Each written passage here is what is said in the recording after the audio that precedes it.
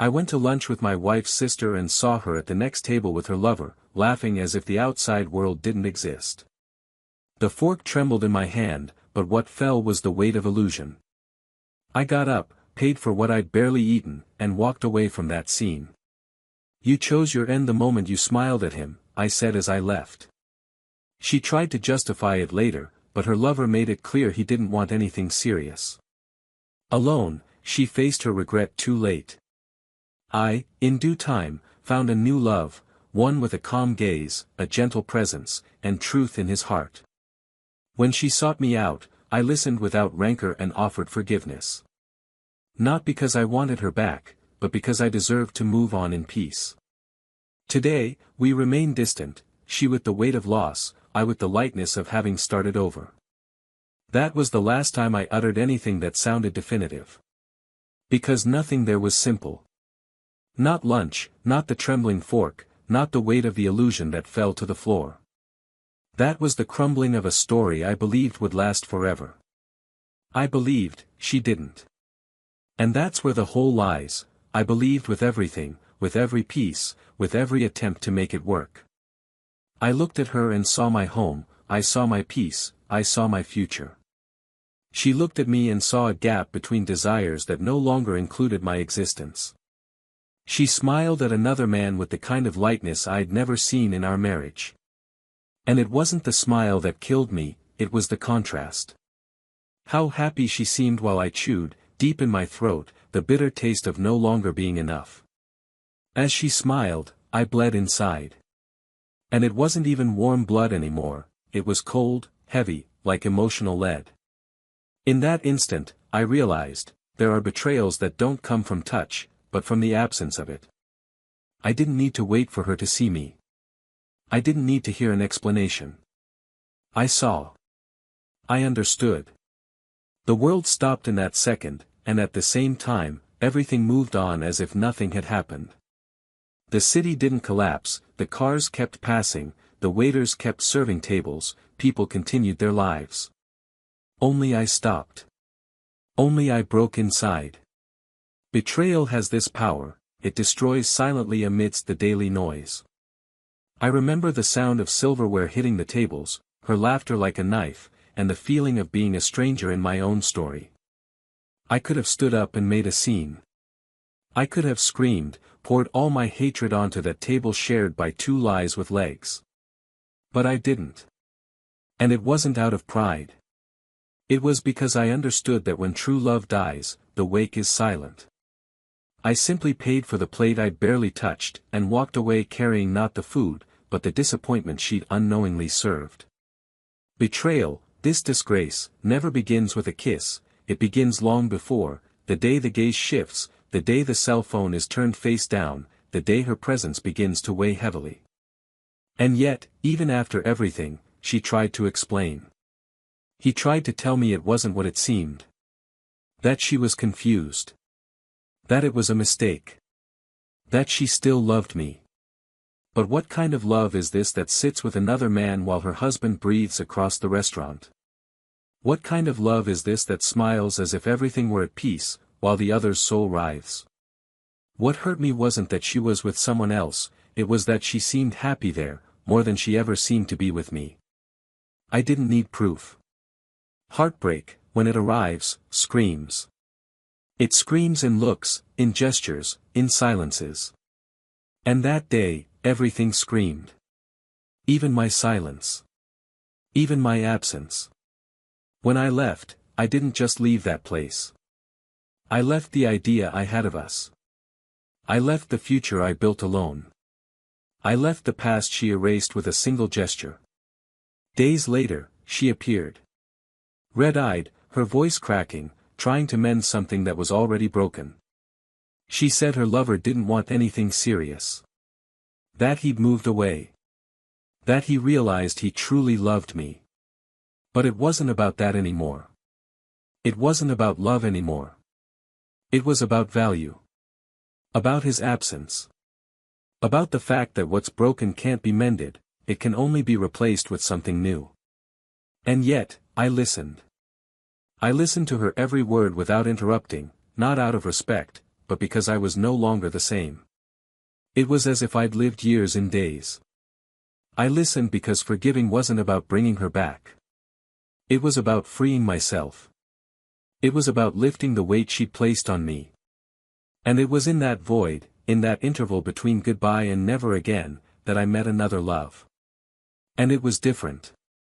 It wasn't burning passion, it wasn't euphoria. It was peace. It was presence. It was lightness. It was the kind of love that doesn't weigh, that doesn't demand proof, that doesn't live on justifications. It was the kind of love we only recognize after having loved wrongly. And perhaps that's the greatest tragedy of those who betray, realizing too late the value of what was lost. Because regret comes. It always comes.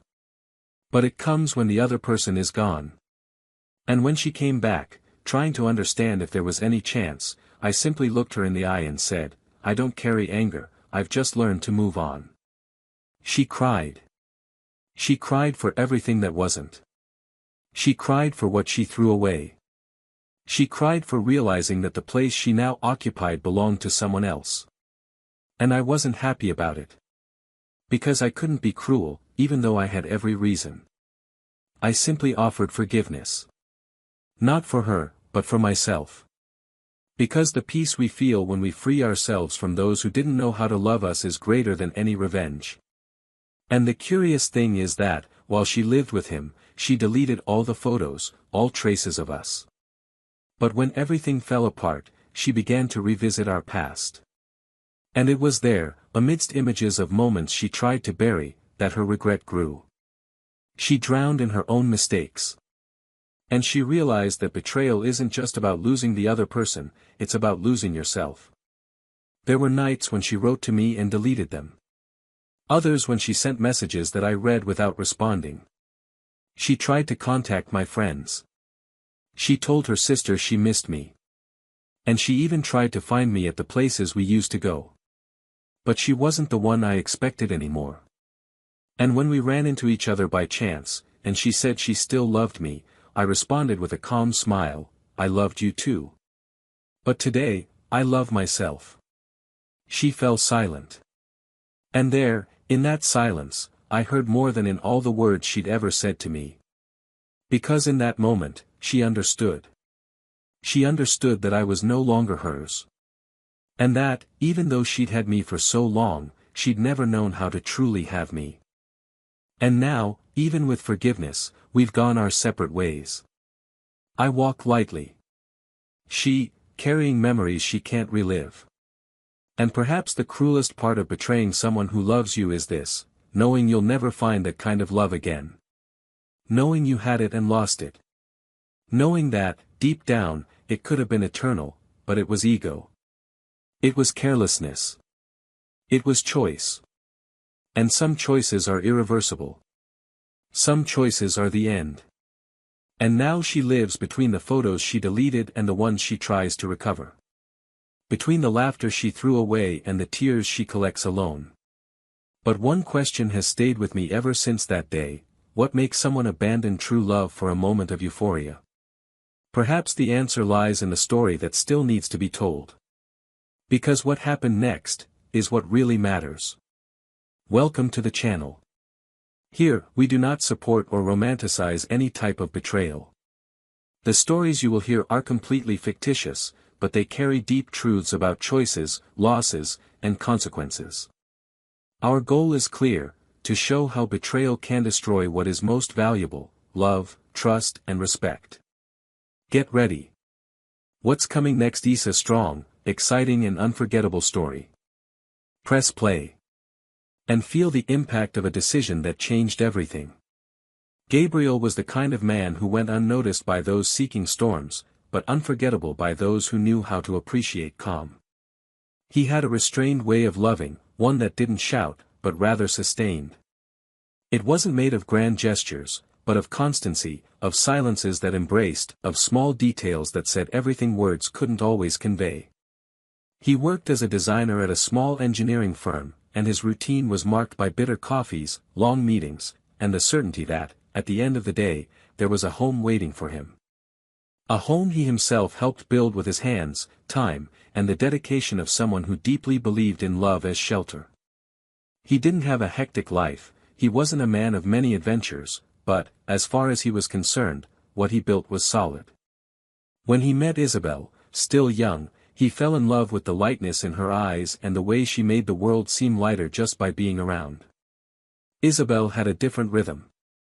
The daughter of a retired teacher and a strict lawyer, she grew up amid pressures and expectations, and perhaps that's why she sought freedom in everything she did. She worked as a decorator and had a keen aesthetic eye, the kind that found beauty where no one else saw it. Isabel wasn't made of pauses, but of impulse. She liked everything intense, fast, vibrant. Her presence was striking, always surrounded by people, conversations, lights. Over time, she learned to slow down alongside Gabriel, and he, in turn, discovered a new lease on life with her. It was as if they lived on different frequencies, but found themselves in a single melody when they were together. It wasn't a perfect love, far from it, but it was a love that was possible, made of learning, compromise, and mutual respect. The wedding came naturally, almost without fanfare. There was no cinematic proposal, no over-the-top party. It was a silent agreement between two hearts who understood that love didn't need fireworks, but truth.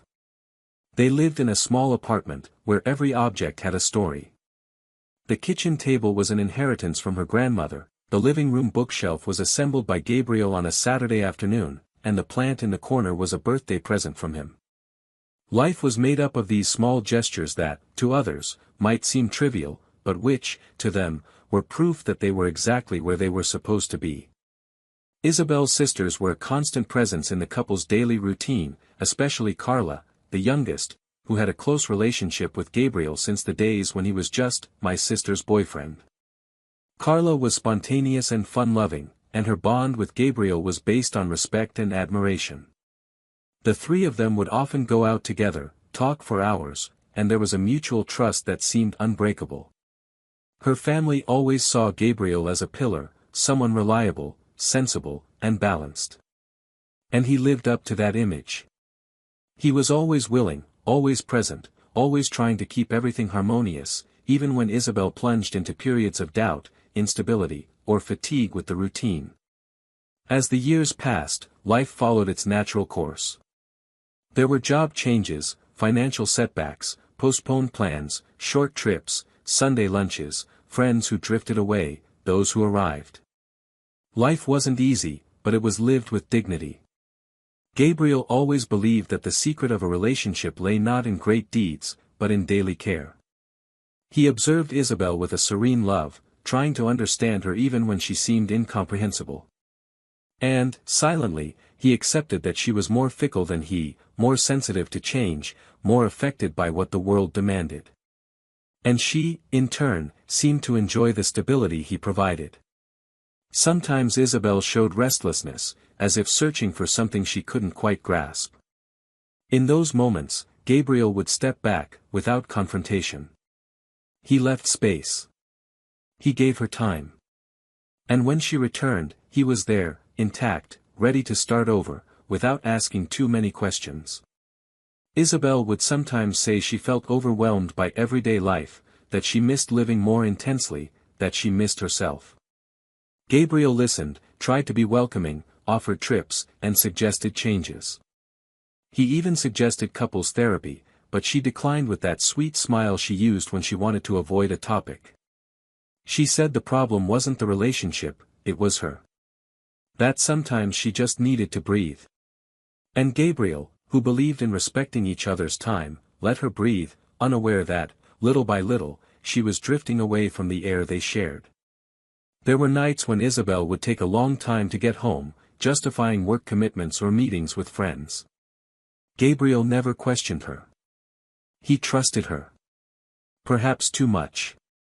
Perhaps because he believed that when you love someone, you choose to trust even when it becomes a risky choice. He preferred to harbor doubt rather than harbor distrust. Because love, for him, was also about surrender. And those who surrender sometimes get hurt. But he didn't know that yet. In those days, all he knew was that he continued to love her. Even when she seemed absent. Even when her eyes seemed to be looking somewhere he didn't exist. Wedding anniversaries were celebrated simply. A dinner, a souvenir, a handwritten letter. Isabel kept everything. At least, that's what Gabriel believed. He loved to write. And even though he wasn't a man of many words in everyday life, he expressed everything in the letters he left inside books, in the messages hidden among her clothes, in the notes stuck to the bathroom mirror. Isabel smiled, thanked him, sometimes cried. She said she didn't deserve so much love. And he said she was the one who gave meaning to everything. They were like that, quietly intense. Or at least he was. And he believed she was too. Carla, in turn, always showed affection and attention to her brother-in-law. She had a light-hearted way of dealing with situations and was there for her through good times and bad. She was the kind of person who would show up with ice cream on sad days, or wine on happy ones. Gabriel enjoyed her company, but strictly respected boundaries. He saw Carla almost as a sister, someone he trusted completely. And Isabel never showed any discomfort with this relationship.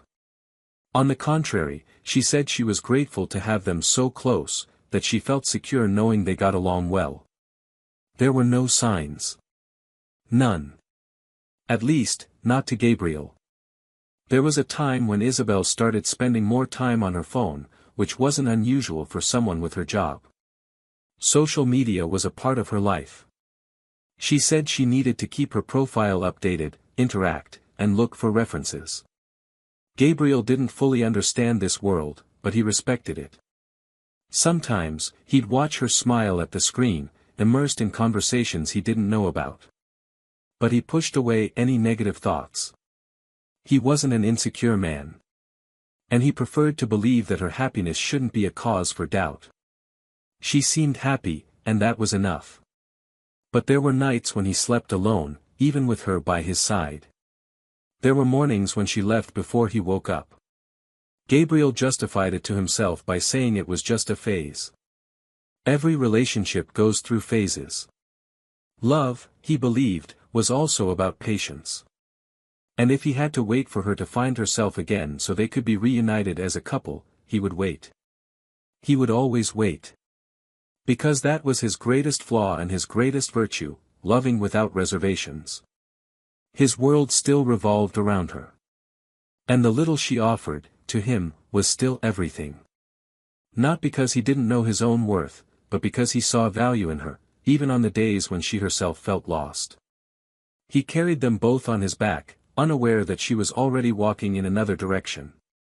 But it was still too early to realize. There were still Sunday lunches, conversations about movies, decisions about what to plant on the porch. There was still a house. There was still a silent hope that held everything together. Until the day the ground began to give way. Slowly. As if something whispered that the truth was approaching. And when it arrived, no silence would be able to hide it. Gabriel began to notice that Isabel was different. It was subtle, like the way she avoided prolonging conversations or her recent habit of putting her phone away face down whenever he entered the room. These weren't aggressive or blatantly suspicious, but they carried an energy he couldn't quite name.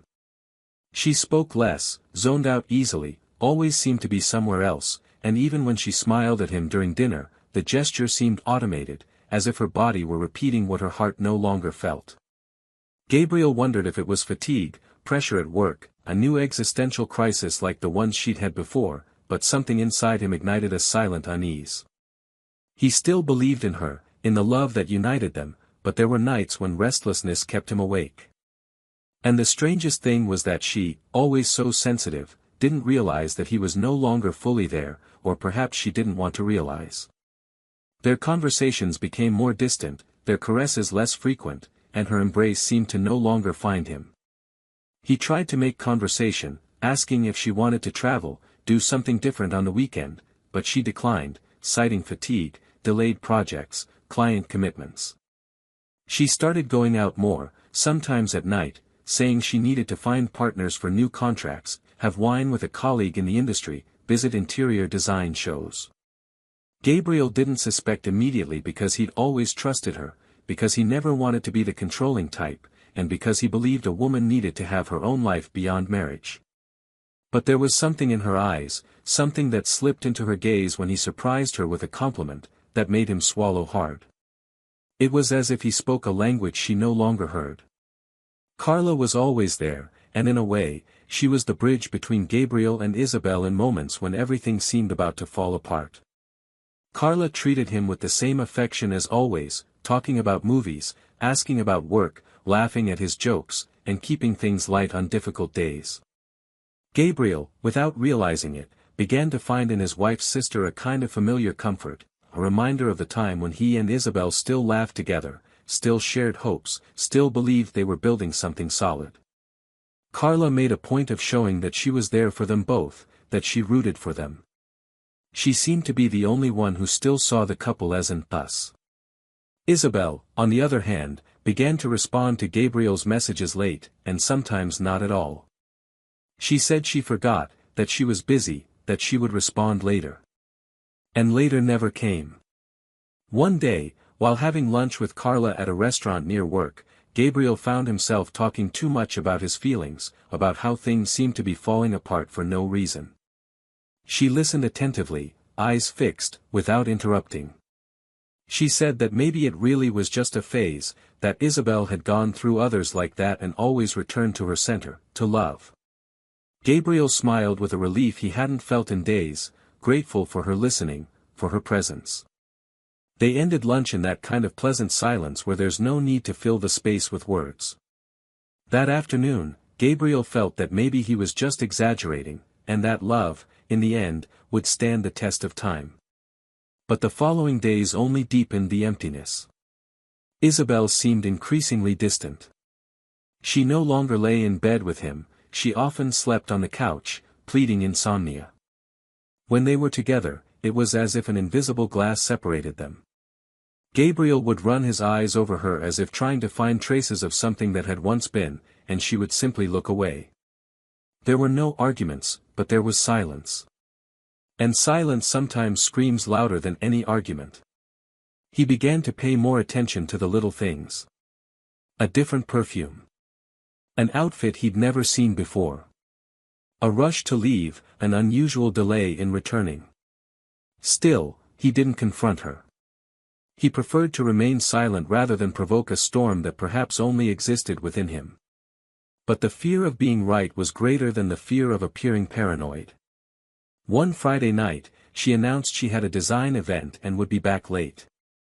Gabriel asked if she wanted company, but she politely declined, saying it would be tiring and that he'd be better off resting at home. He respected her. He lay down on the couch and watched the movie she'd said she'd wanted to see with him for weeks but always put off. By the time the movie ended, the clock was almost midnight. He tried calling, but it went to voicemail. He sent a message, which went unanswered. He lay down, but didn't sleep. The sound of the key in the door came almost 2 hours later. She walked in slowly, took off her shoes, and went straight to the bathroom. He pretended to be asleep. She lay down without saying anything, without touching him, and within minutes she was breathing deeply, as if drifting off. Gabriel spent the weekend silent. He observed everything in detail. The way she smiled at her phone, her brief disappearances with vague excuses, her eyes that no longer met his. On Monday, he would have lunch with Carla again.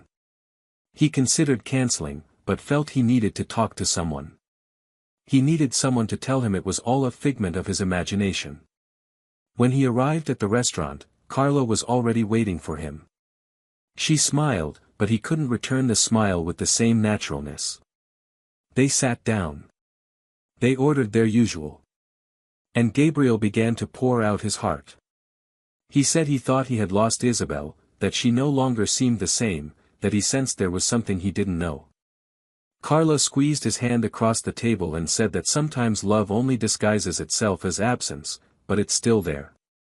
He smiled, trying to believe it, and in that moment, something made him look away. It was as if time stood still, as if the noise around them dissolved, as if everything went into slow motion. At the next table, Isabel sat, laughing with a man Gabriel had never seen. She couldn't see him. She was lost in the conversation, the wine, the touch of their hands meeting in the center of the table. Gabriel felt his heart sink. Carlo released his hand. He turned slowly, his face pale, and the words escaped his mouth. There was nothing to say. The scene said it all. She was there. With another man. Laughing like he hadn't seen her in months. Vibrant, alive, whole. The happiness she denied at home was now spilling out there, in front of him, shared with another man. The fork in his hand trembled. His stomach churned. He looked at Carla, who looked away. There were no explanations. No defenses. No deception. Isabel finally noticed his presence. She stood still. The smile died on her face. Her eyes widened. She opened her mouth, but nothing came out. Gabriel stood up with the calm of someone in the center of an earthquake. He looked at her as if he saw the end. He simply said, "You chose your end the moment you smiled at him." And he left. Without screaming. Without crying. Without explaining himself. He left the plate he barely touched unpaid. He walked the streets like someone carrying his own funeral. The pain was dull, but it tore. Betrayal had a sour taste, the taste of failure, of brokenness. And the cruelest thing was realizing that, even seeing, even hearing, there was still a remnant of love inside him. Even being betrayed, it still hurt not to have her anymore. And at the same time, I knew I couldn't go back. Because what dies like this isn't reborn. What is violated like this doesn't heal the same way. And for the first time, he understood the weight of being alone. But he also glimpsed, deep down, the lightness of freedom. What he didn't yet know was that this betrayal concealed more than a clandestine encounter. There was something bigger, deeper, about to be revealed. And when it came to light, it would show that what had been lost was much more than a marriage. Isabel spent days in silence after lunch at the restaurant. She sent a few short, almost rehearsed messages, trying to justify the unjustifiable, saying she needed to talk, that nothing was as simple as it seemed. Gabriel read everything without responding. His silence wasn't revenge, it was protection. He knew any hasty words would hurt him even more, so he chose to protect himself. He lived his life on autopilot, working as best he could, eating out of obligation, sleeping little. His stomach still churned at the memory of the scene in the restaurant, her smile that was no longer his, the presence of another where, for years, he'd believed he was the only one. But, as cruel as it was to admit, it wasn't the physical betrayal that hurt the most, but the realization that she hadn't loved him for a long time, perhaps long before the other appeared. Even so, there was something lingering, a unease that grew day by day, as if the truth hadn't yet fully revealed itself. Carla's face also came back to mind frequently, the look in her eyes at that moment, the expression she hid, as if she had seen it before, as if she already knew, as if she was hiding something that Gabriel didn't yet know. It took almost 2 weeks for Isabel to insist so much that he agreed to meet her. They arranged to meet at a discreet cafe, far from places where they would be recognized. She arrived first, visibly thinner, with deep circles under her eyes and a look that mixed shame and anxiety. He sat across from her, without eye contact. He kept his eyes on the coffee cup he hadn't even touched. She tried to begin, speaking softly, as if stepping on broken glass. She said she knew he was angry, that he had every right to be, that what she did was unforgivable, but that she needed to explain. Gabriel responded in a cold but restrained tone, saying he didn't want explanations about what he already knew. What he needed to know was what she was still hiding. Because he sensed, deep down, that it wasn't just that. Isabel looked away, took a deep breath, and let out a single tear before beginning to speak. She said the affair with that man had begun months earlier, at a professional event. That it wasn't planned, that she hadn't wanted it to happen, but it had. That initially she'd sought lightness, distraction, a way to escape a life she could no longer sustain. Gabriel listened silently, without interrupting, without even blinking. But then she hesitated, and in that instant, he realized, here came what she'd truly been hiding. The true reason for everything was yet to be revealed. Isabel ran her hand through her hair, took another deep breath, and murmured something he didn't understand. He asked her to repeat. And it was then, through tears and a trembling voice, that she revealed what Gabriel could never have imagined. She said that, months before getting involved with her lover, she had begun revisiting old photos. She said that in a moment of impulse and self-anger, she deleted all the images from her cell phone, her computer, and even the external hard drive she'd kept since the beginning of her marriage. She said she wanted to forget the past, pretend it never existed, that erasing it was easier than facing what was fading away. But what Gabriel didn't know, and what he now listened to with a coldness that mixed shock and sadness, was that among those photos were videos, scanned letters, notes he had written over the years, which she had transformed into digital keepsakes. And worse, they also contained the only records of the son they lost years ago in a miscarriage that devastated them at the time. Ultrasound images, letters he wrote to the baby, videos of them preparing the room that was never used. She deleted everything. Gabriel felt the ground sink. The blood seemed to drain from his body. He tried to breathe, but no air came.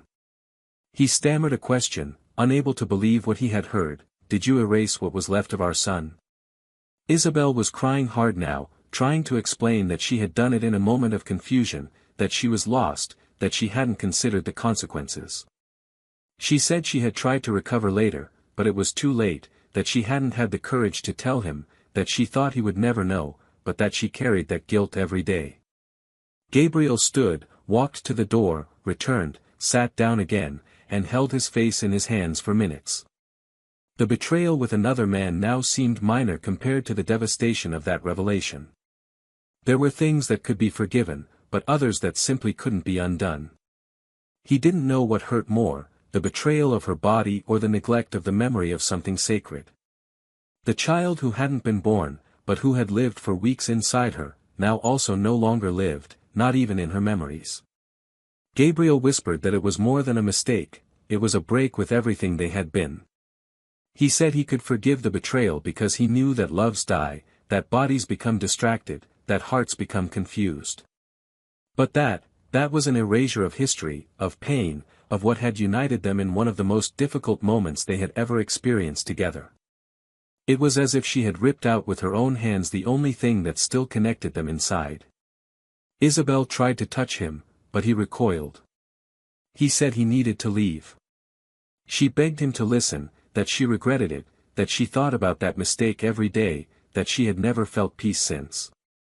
But he said, in the calmest voice he had ever heard, it's not about regret, it's about what can no longer be lived. And he left. He walked the streets like a man carrying mourning. And indeed he did. The death of trust, of love, of memory. That was an ending greater than any separation. In the following days, Isabel wrote letters, left notes with her sister, sent messages he didn't reply to. He said he'd bought a new album, that he wanted to try to put together what was left, but Gabriel knew it wasn't about photos. It was about everything she'd let die. It was about her disregard for memory, for the value of small things, for the affection he'd kept in every detail, in every letter, in every record. And as she sank into regret, he, for the first time, began to emerge from it all with a strange and painful freedom. It wasn't relief, it was awareness. The awareness that he'd loved as much as he could, but now it was time to love himself. But something was yet to happen. Because not everything had been said. And even after the revelation, what came next would show that there are losses that continue to hurt even when the wound seems to have healed. Gabriel spent weeks without returning to the cafe where he met Isabel. He also avoided the places they used to walk together, the paths that held memories, the household objects that still carried the energy of a time when he believed he was loved. He put the remaining letters in a cardboard box and pushed them to the back of the closet, along with the books she read, the notes forgotten between pages, the gifts that had become irrelevant. It wasn't a ritual of revenge, it was simply an attempt to start over. His silence was now denser, but no longer bitter. He felt emptied of expectations, like someone who has walked to the end of a dark hallway and realized the only way out was to return to himself. Time no longer flowed, it dragged. Until one Sunday afternoon, as he was leaving the market, he found Carla on the sidewalk, struggling to carry bags. Gabriel hesitated for a second, but walked up to her and offered to help. Carla smiled in surprise and accepted. They walked to her building in silence, and when they reached the door, she invited him upstairs. He accepted, not for lack of choice, but out of a vague curiosity that he couldn't control. Carla's apartment was small and cozy, with plants in makeshift pots and family photos scattered across the shelves. Gabriel sat on the sofa, and she brought him 2 cups of tea. Her presence didn't bother him, but there was something in her eyes, a new heaviness, a barely concealed discomfort. He thanked her for the drink and said he didn't intend to stay long. She nodded and replied that she understood. But before he left, he needed to hear something. Gabriel looked up and, for the first time since the end, looked Carla straight in the eye, expecting anything but what would come next. She took a deep breath and said she felt responsible too, that she should have told him the truth from the beginning, that he deserved to know everything. Gabriel clasped his hands on his knees, attentive but unhurried. Carla seemed to struggle with herself, as if her burning throat held back words too heavy. Carla revealed that she had known about Isabel's involvement since before lunch at the restaurant. He said he tried to convince her to stop, that he insisted she tell the truth, that he cried, that he threatened to leave. But Isabel, lost in her own desires, chose to continue. Gabriel listened quietly, absorbing every detail like someone putting together the pieces of a tortuous puzzle. But Carla's confession wasn't over yet. She stood up, walked to a drawer, and removed a yellowed envelope, worn with age. She handed it to him with trembling hands and asked him to read it aloud, even though it hurt. Gabriel hesitated, but complied. He opened the envelope and found a letter, written by Isabel almost 2 months ago, never sent. In her handwriting, the content was devastating.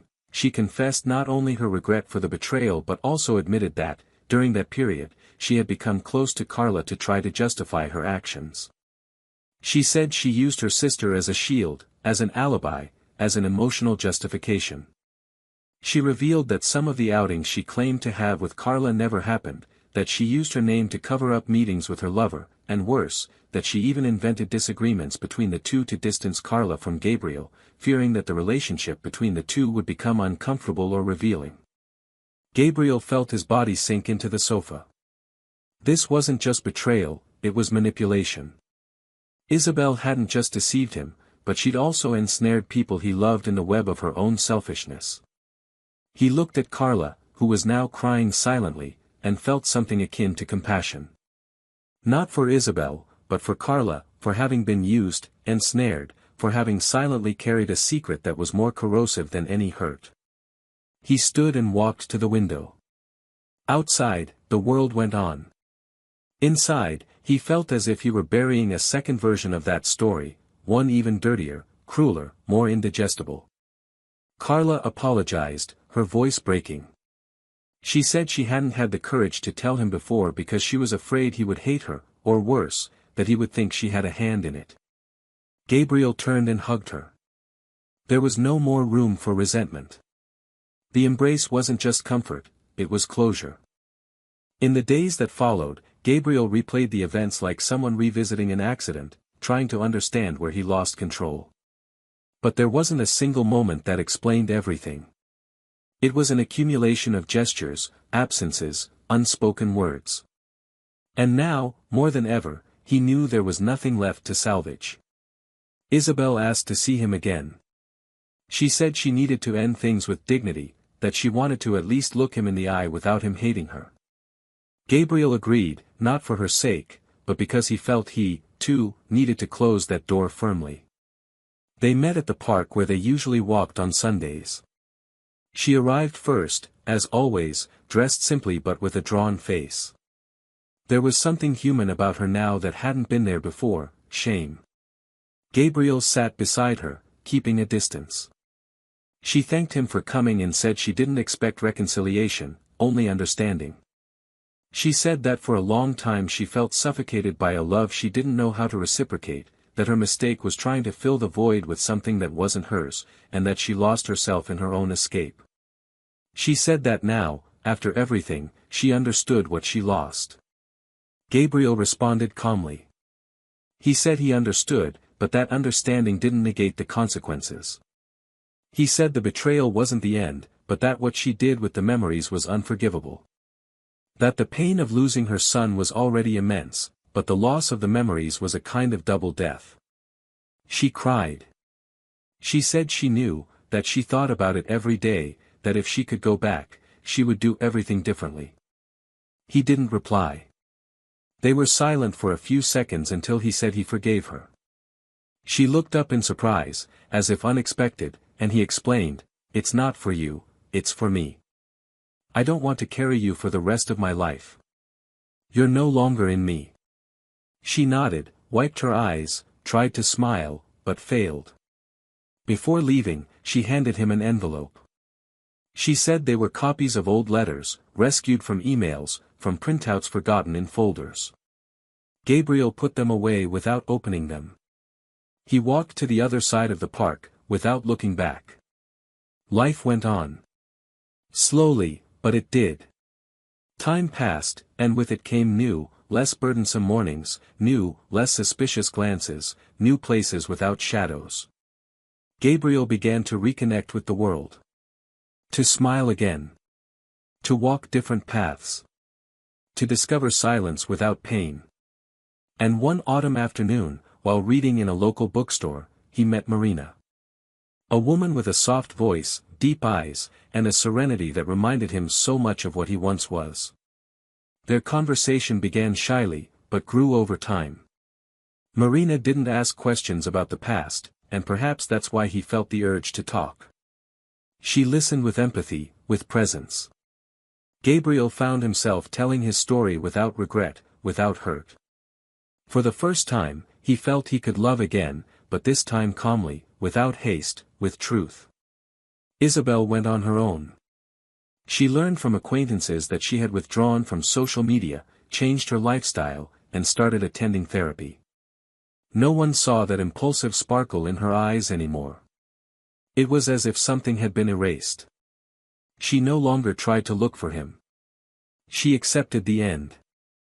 And perhaps this was her greatest lesson, that love, when untended, doesn't scream, it leaves silently and never returns. One day, much further on, she crossed paths with Gabriel at a craft fair. He was with Marina, laughing about something trivial. Isabel saw him from afar, hesitated to approach, but then he saw her too. Their eyes met, and he waved gently. There was no anger, only distance. She smiled back, with a mixture of gratitude and grief. They didn't speak. There was no need. And it was there, among flower huts and the scent of coffee, that she understood that the love she had once had, that simple, calm, sincere love, was gone forever. And more than that, it had found a new home, one that would never be forgotten, because it had been truly remade. In the days that followed, something in Gabriel began to adjust slowly, almost imperceptibly, as if his body and soul had finally understood that love, however painful it may be to leave, cannot forever carry what no longer exists. He no longer felt anger, no longer had that bitter heat that burned his chest at the memory of what had been done to him. Now what lived inside was quieter, heavier perhaps, but also clearer. It was the awareness that, even with all the pain, he had done everything in his power. No decision of his had led him to the destruction of what he believed to be eternal. The error lay not in the intensity with which he loved, nor in the patience with which he waited, nor in the naivete of trusting. It lay in the hands of those who, having everything to remain, chose to leave, not with their bodies, but with respect, with their memories, with the truth. It was still impossible to sleep soundly every night, but now the days were less cloudy. He woke with more energy, with more clarity. He had rediscovered in the silence of the morning a kind of peace he hadn't known for a long time. It wasn't complete happiness, nor a sudden enthusiasm for life, but a gentle rebirth, a prolonged breath after having been submerged for so long. Marina, with her serene manner and confident gaze, appeared like a constant breeze, without invading any space, simply filling the voids he no longer knew existed. She asked for nothing, didn't demand explanations, didn't seek to fulfill any role other than to be there, present, whole. And perhaps that was what touched Gabriel most, the freedom to be who he was, without needing to justify everything he had experienced before. It wasn't easy to love again. There were scars that hurt in places he thought he'd already healed. Sometimes he hesitated before touching, before promising, before giving himself completely. But little by little, he learned that loving after a wound isn't about starting over from scratch, it's about continuing with awareness. Marina never forced him to forget, she simply reminded him that the past doesn't define the present, much less should it steal the future. Gabriel learned to admire this in her, the way she welcomed his silences, how she respected his bad days, how she saw value in the way he cared for even the little things. At many moments, he wondered if he still knew how to love. But all it took was one gesture from her, the right word spoken at the right time, to realize that affection still existed within him, not the old, exhausted, sickly kind, but a new one, lighter, more conscious, more dignified. Isabel, on the other hand, spent her days rebuilding. Not of her image, but of her identity. She had stopped clinging to what she had been, to what she had lost, and now she was trying to understand who she was alone, without external references, without support. She no longer sought contact with Gabriel, not out of pride, but because she had learned, the hard way, that some losses cannot be returned. Longing was coming, like a tide insisting on invading dry land. She missed what he represented, the peace he offered, the stability she had never valued while she had it. She began to frequent simple places, to avoid noisy environments, to reconnect with things she had neglected out of foolish pride. She began to write, not to apologize, but to understand herself. In her texts, she relived pain, admitted guilt, and registered regrets. She realized she had never loved Gabriel as he had loved her, and that perhaps that was her greatest mistake, not having the courage to say so before destroying him. Carla also went through a period of separation. She wanted to give herself space, respect everyone's time, including her own. After Gabriel's confession and the silent embrace, she had to face her own shadow. She felt guilty for not having revealed the truth sooner, for having hesitated to protect someone who deserved it, for having allowed herself to be deceived by her sister. But she also felt relief for finally having done the right thing. Her relationship with Isabel was fractured for a time. There was too much pain, too much hurt, and even with blood ties, not everything heals with forgiveness. They spoke again months later, cautiously, without any displays of affection, only with the knowledge that they were sisters, but that they now belonged to different worlds and different truths. Little by little, everyone involved in that whirlwind found different ways to move forward. Gabriel returned to old habits, reconnected with friends who had drifted apart, and began writing again in his black-covered notebook, the one Isabel never knew existed. There, he recorded thoughts, fears, and small joys. It wasn't a diary, it was a safe space where he could exist unfiltered. One of those nights, sitting on the porch next to Marina, he read one of the texts to her. It spoke of choices, of paths that cross and then diverge, of the power of starting over without carrying grudges. She listened silently, holding his hand firmly. And in that touch, he knew he was exactly where he needed to be.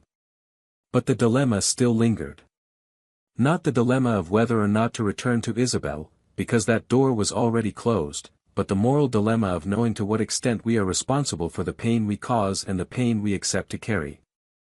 Gabriel reflected on this often. Why didn't he see it sooner? Why did he insist when there was no longer any reciprocity? Why did he forgive so quickly? And why, even after everything, did he still feel a kind of silent compassion for the one who hurt him? Marina said this was strength, but he thought it was just a remnant of his essence, someone who, even after so much, still believed that people aren't born evil, they just get lost. The memory of his unborn child was still an open wound. Sometimes he dreamed of him, other times he mentally replayed scenes that never happened, a first step, a drawing on the wall, a laugh echoing through the room. Absence became presence in details. But over time, he learned to deal with it differently. He no longer tried to erase the pain, but transformed it into something that would drive him forward. Marina helped him with this. One day, finding a drawing by an unknown child on a park bench, he kept it. He said it was a sign that some pains are not to be forgotten, but embraced. And that's what he began to do, embrace his pains as parts of himself, not as monsters to be avoided. Isabel, for her part, read and reread all the letters she had rescued. Sometimes aloud, as if trying to summon back a time that no longer exists. On a cloudy afternoon, sitting alone on a park bench, she wrote her last letter to Gabriel. Not to send. Just to lighten the burden. In it, she didn't ask for forgiveness, nor did she try to justify anything. She simply thanked him.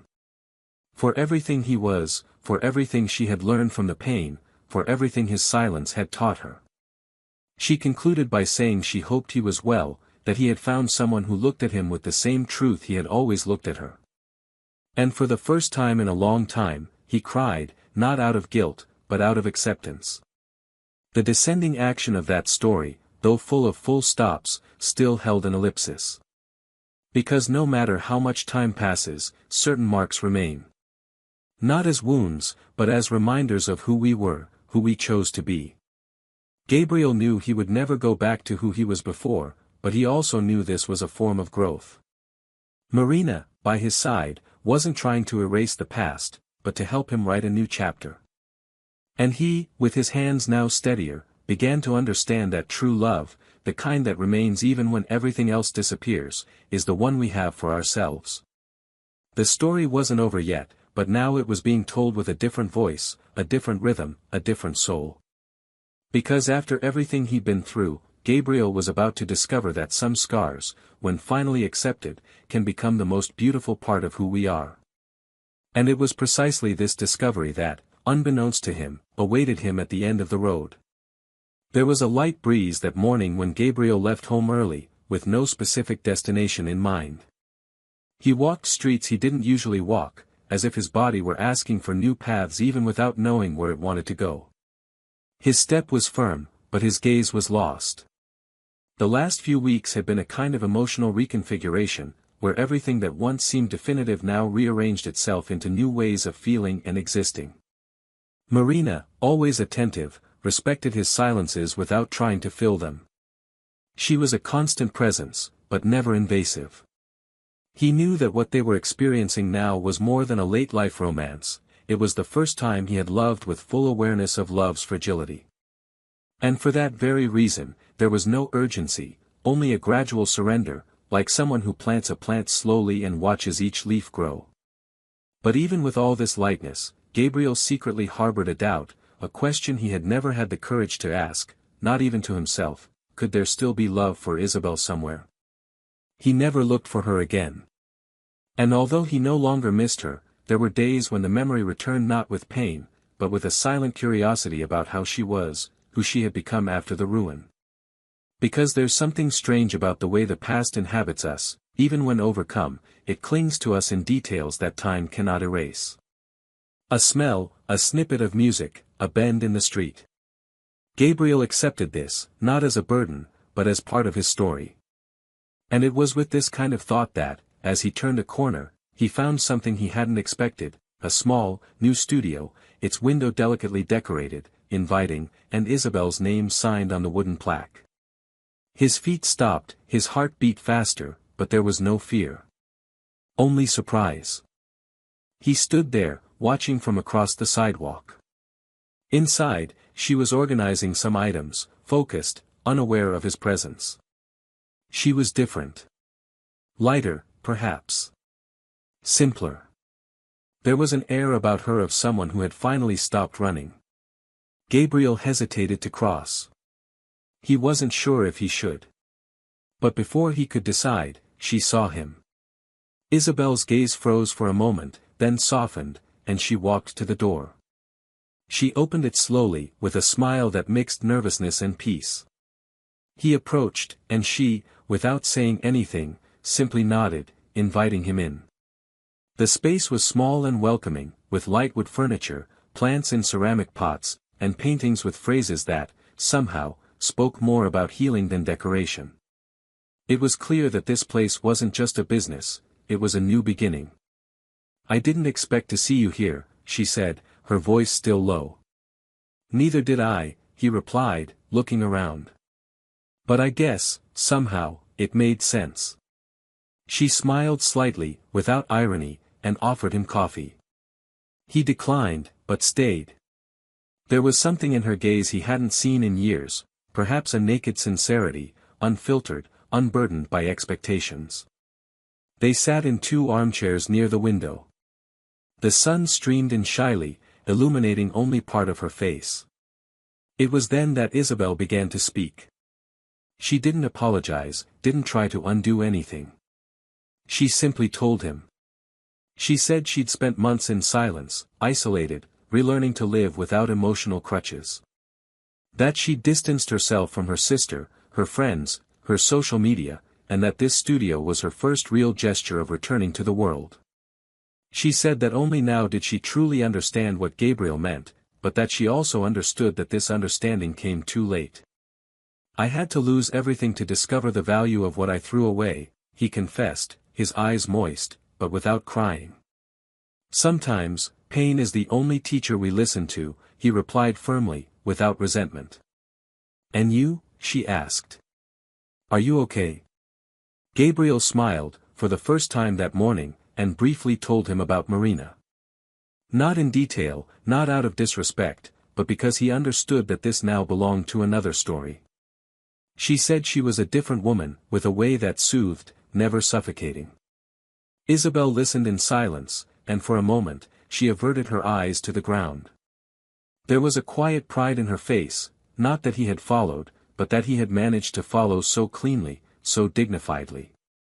They stood there for a few more minutes, unhurried, like 2 acquaintances reunited after having been everything to each other, and now looking at each other with gratitude for what they were, not with longing for what they could have been. "I could never get back what I erased," she said, looking at a small frame with a handwritten phrase on it. "But I've learned that some losses can't be recovered. They can only be accepted. And that's where the healing begins," Gabriel added. They parted with a restrained hug, without promises of reunion, but with renewed respect. As he left, Gabriel took a deep breath. He no longer felt pain. He no longer missed her. He felt something rarer, peace with the past. And perhaps that was what he had desired most throughout that journey. When he arrived home, Marina was waiting for him, sitting on the porch, reading a random book. He approached, sat beside her, and gently took her hand. She could tell in his eyes that something had happened, but didn't ask. Gabriel kissed her hand and whispered that she was the best part of the future he hadn't known he would have. Marina simply smiled, as if she understood everything even without hearing a word. In the following days, Gabriel began writing more frequently again. Not just scattered thoughts, but chapters. He began recording his story not as a rant, but as a testimony. He wanted what he experienced to somehow serve others. Not to avoid pain, because some pain needs to be felt, but to remind himself that life goes on, that rebuilding is possible, and that no one is defined solely by the loves they've lost. And it was one late afternoon, while writing at the porch table, that Marina approached with an envelope in her hands. He said he'd found it at a used book fair, lost among old pages.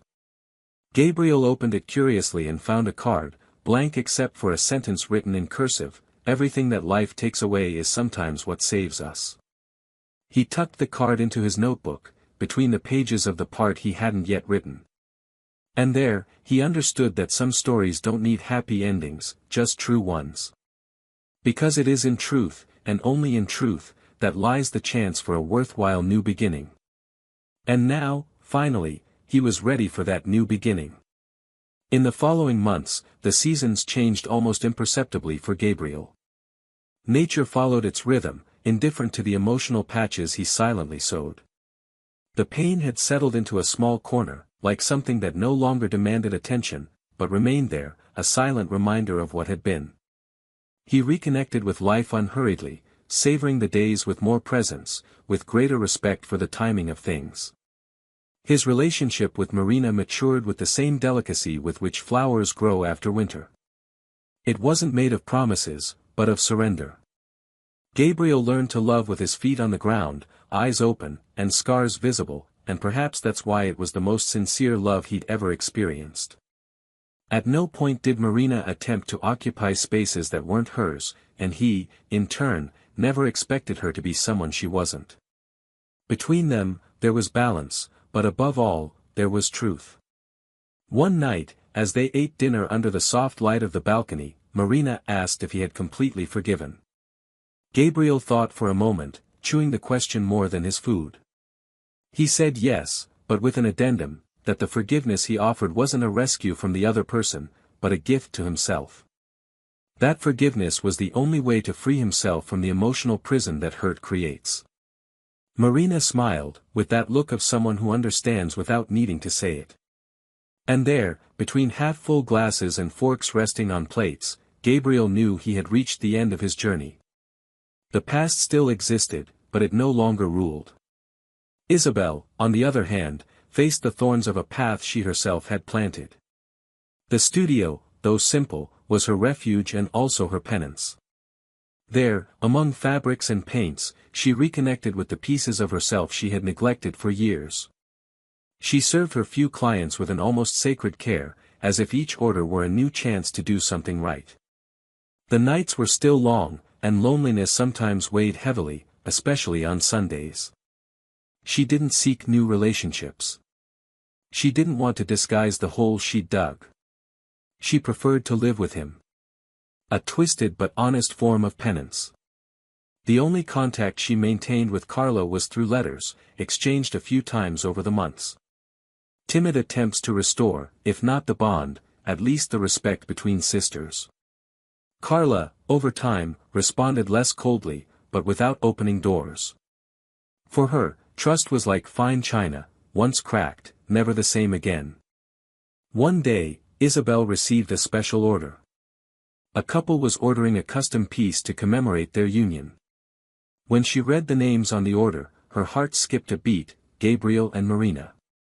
She stared at the paper for minutes, as if staring into an unexpected mirror. She didn't cry.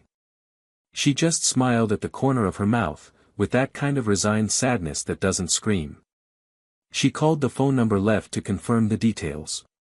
Marina answered. The sweet voice on the other end of the line disarmed her. They spoke cordially, without revealing anything. Isabel confirmed the order, wrote everything down accurately. And days later, she personally delivered it to the address provided, by hand. Marina greeted her kindly, as always, and for a second, the two looked at each other in silence. Neither of them needed to say anything. Everything was clear. Isabel handed over the box, thanked her, and turned to leave. But before descending the first step, she heard a firm voice behind her. It was Gabriel. He had been watching from afar. He walked to the door, said simply, "Thank you," and offered a handshake. She accepted. It was brief, but firm. And with that, they sealed the end of everything. There was no more resentment, but there was also no room for nostalgia. Only the definitive clarity that each had moved on. Carla, in turn, found new meaning for herself. She decided to move to another city and start a volunteer project with vulnerable children. She wanted to do something real, something that would reconnect her purpose with the world. The experience reconnected her with parts of herself that had been dormant. She felt useful, in motion, part of something bigger. She carried Gabriel in her heart with respect, but without any pending issues. She knew that, in some way, she had contributed to his restoration, not as a savior, but as a living reminder that love, when true, also knows how to respect boundaries. She maintained contact with Marina, casually, affectionately.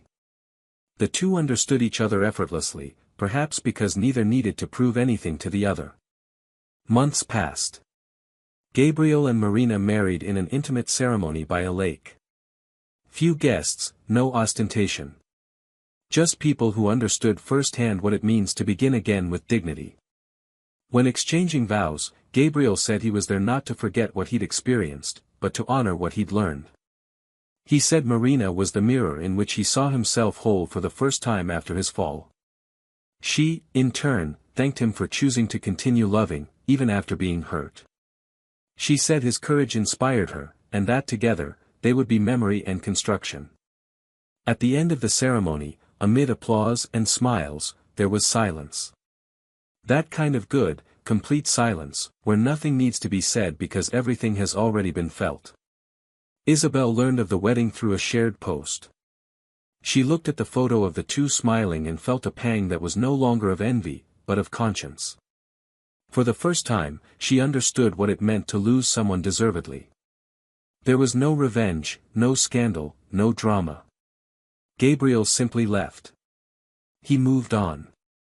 Silently. As great loves do when they discover they've been hurt beyond return. And this absence was what hurt the most, not abandonment, but the final silence of someone who gave everything, and left with nothing. Gabriel's story is shared by many.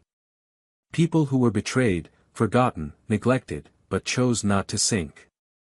He was brutally wounded, lost faith, lost memories, lost himself in many moments. But in the end, he chose to restore his essence. He chose to love again, even after so much. And that makes him great. The lesson is clear and profound: betrayal doesn't just destroy the other person, it destroys the betrayer, the liar, the manipulator. It breaks up families, erases memories, builds walls where bridges once stood. And even if forgiveness comes, as it did, nothing ever goes back to the way it was. Love is fragile. And trust, once broken, is never whole again. Comment below with your thoughts on this story. We want to hear your thoughts. Do you think Gabriel was right to forgive? Do you think Isabel deserved a second chance? And what would you do in his place? Leave your comment, subscribe to the channel to see more stories like this, and share this message with someone who needs to hear it. And remember, this channel does not support any type of betrayal. The stories here are fictional, but the feelings are real, because the pain of being betrayed is not fiction. Betrayal is not a mistake. It's a choice. And every choice has consequences. Choose to love truly, and be loved in return. Because true love doesn't hurt, doesn't hide, doesn't destroy. True love builds. And those who destroy almost always discover it, too late.